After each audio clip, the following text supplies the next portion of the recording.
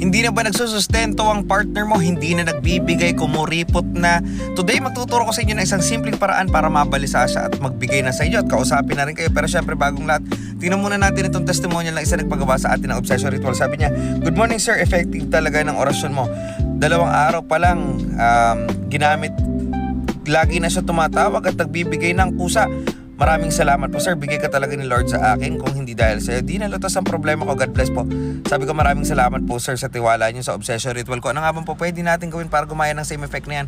Kumuha lamang po ng isang baso, lagyan po ng tubig, lagyan po ng sili, at sa kanya pong picture ay isulat po ang mga orasyon na to at ibababad nyo lang po yan doon sa tubig na may sili at pabayaan nyo na po yan. Tapos bumulong po kayo doon sa mismong baso at hilingin nyo po na sana ay hindi siya mapakali hanggang hindi siya nag-aabot ng pera sa inyo o nagsusustento, nagbibigay ng tulong pinansal sa inyo. Pero kung gusto niyo magpagawa ng ritual katulad dito, maaari kayo mag-PM sa akin, Francis Chris Valencia. Ingat kayo palagi.